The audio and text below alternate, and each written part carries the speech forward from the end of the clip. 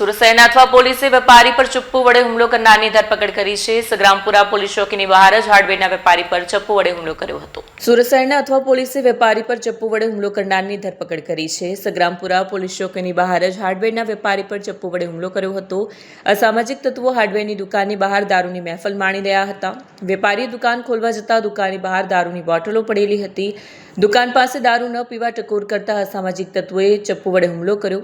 હુમલામાં વેપારીને પગના ભાગે ગંભીર ઇજાઓ પહોંચી। વેપારીને 108 મારફત સિવિલ ખસેડવામાં આવ્યો। બસંત બાયદાન રબારી નવસારી બજારમાં હાર્ડવેરની દુકાન ચલાવે છે।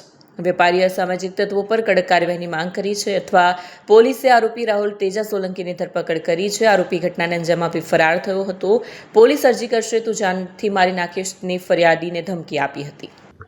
આજ રોજ સવારે કલાક 8:30 વાગ્યાના અરસામાં સગ્રામપુરા ખાતે બસંતકુમાર રબારી કરીને હાર્ડવેરનો વેપારી છે, તે પોતાની દુકાન પાસે હતો ત્યારે આ કામનો આરોપી રાહુલ સોલંકી કરીને છે, જે તેની દુકાન પાસે તેની સાથે ઉશ્કેરાટજનક વર્તન કરી અને બોલાચાલી ઝઘડો કરી અને ફરિયાદીના પગમાં નીચેના ભાગે ગોઠણથી નીચેના ભાગે છરીથી હુમલો કરેલ અને નાસી ગયેલ બાદ પોલીસ ત્યાં આરોપીની તપાસ કરી અને આરોપીને પકડી લીધો। આરોપી વિરુદ્ધ તીક્ષ્ણ હથિયારથી ઇજા કરવાનો ગુનો દાખલ કરવામાં